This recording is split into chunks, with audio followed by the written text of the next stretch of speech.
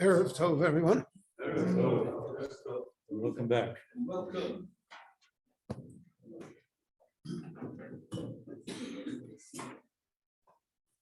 The Parsha of Emor begins with a kefel lashon, with a repetition of the same verb. Emor alakohanim b'nei Aaron, and then it says v'amarto, and then this one you should say. Why does it say emor v'amarto? Why does the verb repeat it twice? Because the amarta is are the halachot that apply to Kohen, Tuma and Tahara, etc. So Rashi immediately comments on it. Rashi quotes here the Torah's Kohanim. That's lahazir gedolim alaktani. Emor of Bnei Aaron. Tell the Bnei Aaron, those are the Gedolim, the adults, the teachers, the people of influence, Lahazir Aktanin, that they should tell the young, those that are not yet mature, those that don't understand what the halachas are. So therefore, that's why it says Emor v'Amarta. One emor is to the Gedolim, and it tells them Amarta that they should take care of the Ktani. Rashi quotes that as being pshat, not medrash, pshat. However, the Meforshim all ask, we have this din by every mitzvah in the Torah. It says V'shinantam l'vanecha. There's a mitzvah for all that on parents to educate their children, on teachers to educate their students. Anyone who has the ability to teach Torah has to teach Torah. So then what makes this special, Lahazi Gedolim Alaktanim, that here the Torah had to emphasize it, it had to repeat it. What other nuance or message is involved here? So there's an idea, especially in the words of the Bali Musar,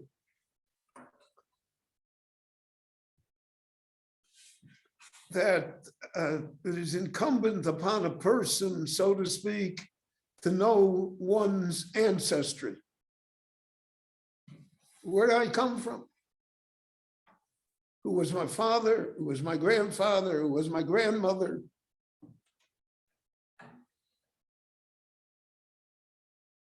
And that therefore, throughout the Torah, we find that the Torah puts a great deal of emphasis on genealogy, on who's descended from whom. We're going to read, soon it'll be Shvuot. So we'll read the end of the book of Ruth, right? How the David HaMelech, it says, Yishai holy to David, Tzemach holy to David. You have to know, how did it happen? David didn't just arise. No one just arises from the person oneself. And in our time, when the study of genealogy is backed by science of DNA. So it's remarkable that what the DNA of a person can tell us.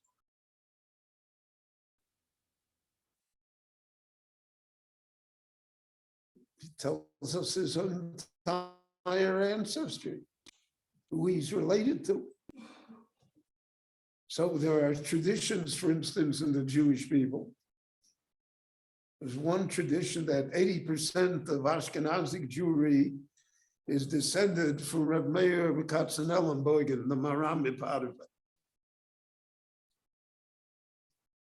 Well, that's an enormous thing to wrap one's mind around, that from one family is 80% of Ashkenazi Jewry. And somehow we're all related that way. And perhaps that is the reason why Ashkenazi Jewry has a relatively small DNA base. And you have a small DNA base, so there is a problem that can arise genetically regarding children, etc.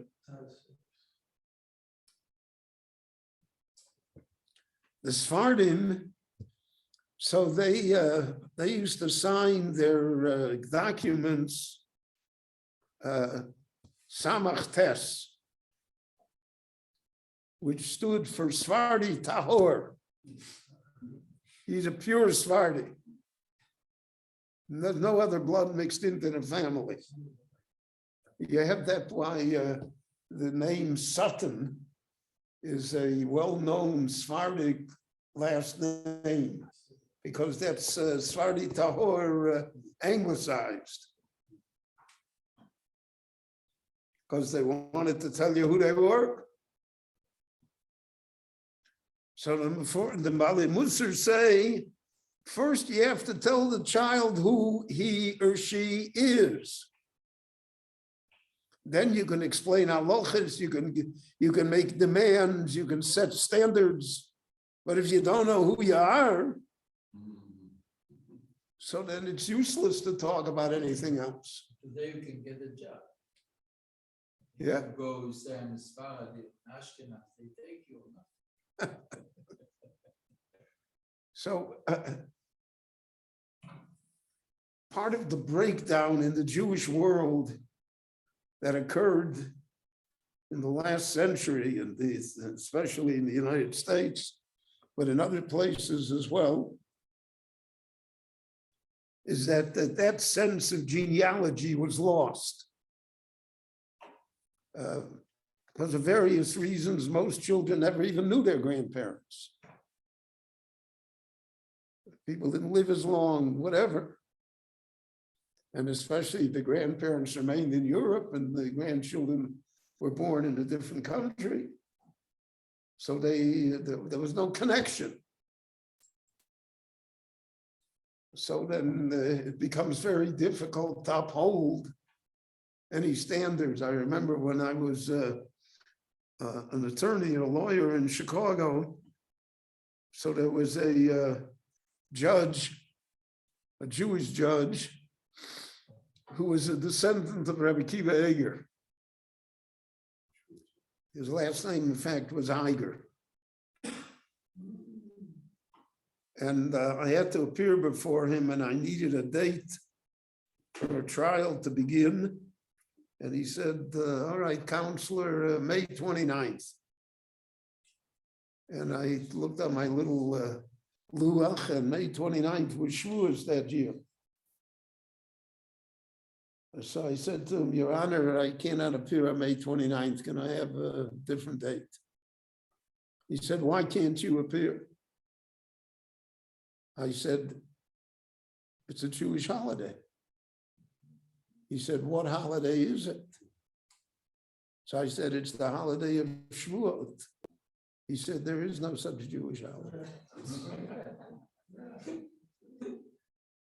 Rabbi Kiva Eger is an einical. He still has the name. There's no such Jewish holiday. So that's the loss of identity. That's the loss of who you are.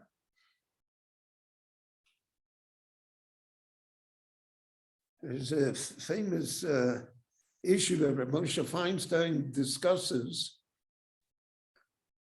about the people that say that they're a Kohen, but they can't prove it. This really goes back to the Bayis Sheni at the time of Ezra, when they came back from Bavel. So it says there also, Lo Yochlu HaKohanim, the Kohanim were unable to prove that they were a Kohen, so Ezra didn't give them the Avodah. And he was marchik the Leviim because they didn't come back with the rest of Klal Yisrael.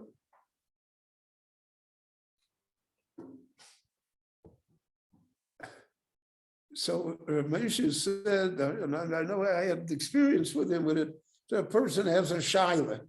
If the shaila in America came off, man married a woman. The man said he was a Kohen. He married a woman that a Kohen is not allowed to marry. So what do you do with the child? So let's say, so most of the time, it's not my problem.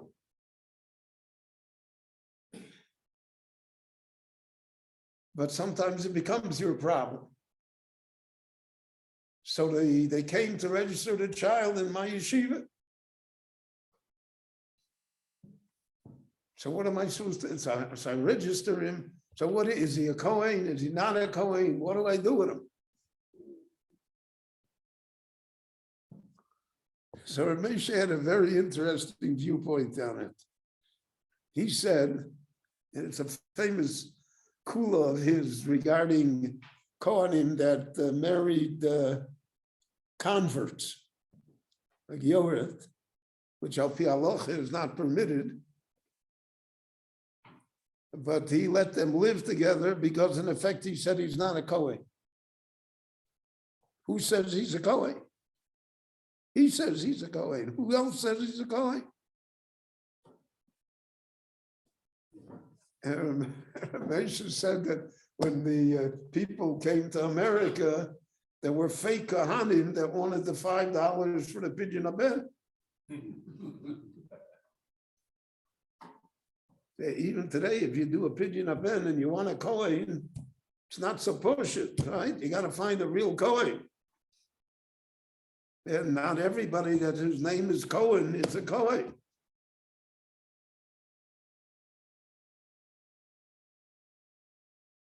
You can do an examination, DNA today. So that's the question today. So DNA today, Kohanim have a certain marker in the DNA. A very high percentage of people who are Kohanim. Can you rely on that? Does that teach you anything? Or whether we say, Ramesh's opinion was that all of these things are lo b'shamayim. That's already, you're dealing in an esoteric world that we are not bound to follow, that doesn't influence halacha. It's not in the halachic world. But in any event, if you want your child to grow up as a Kohen, you have to tell him he's a Kohen. And you have to tell him what's involved in being a Kohen. And you have to make him proud that he's a Kohen. And that he's special that he's a Kohen. And that's true of everything. You have to make him proud that he had an ancestor that was a Talmid Chacham. Or he's descended from a great rabbi. Or he's descended from important people. And that's why Chazal always emphasized, there was a Sefer HaYuchsin, that people kept of their families, who they came from. Not as a matter of aristocracy, but as a matter of challenge. So I just, many of you had the ability to see the movie that I made about the Abarbanel. So the Abarbanel has thousands of descendants in the Jewish world today. The Nitzchak Abarbanel. And there's a club, the Abarbanel Club. And they have like over 3,500 members in America alone. But they're international everywhere. And there are all kinds of Jews there. All kinds.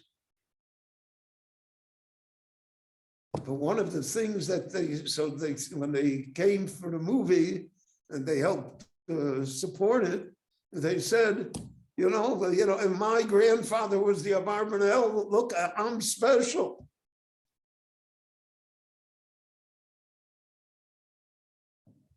So that's Emor V'Amarta. Emor ala Kohanim, tell the Kohanim that they're Kohanim. Tell the Tanim that they're Kohanim. once you tell them who they are, and once, so to speak, you set the challenge for them when they know who they are, so then you can tell them halachas, you can give them goals, you can appeal to them. But if you don't know who you are, you don't know where you come from. So the old joke in America, which was never funny, was that the child came to his parents and he said, where do I come from? And the parents were confused. So they wanted to give him a biological answer. They wanted to give him a spiritual answer. And he said, no, he said, Joey's from Cleveland. Where am I from? So you have to raise the level of the child that he shouldn't think he's from Cleveland. That's where he comes from. And that's especially true in our generation after the Shoah and after everything that's happened to us and after the kibbutz goliaths and the mixture and everything.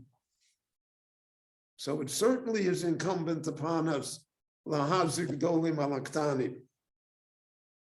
And once again, that's done, so then there's room for Dusha and Tahara and all of the Hilchas Kahuna, which apply and which make it special to be a Kohen, special to be a Jew.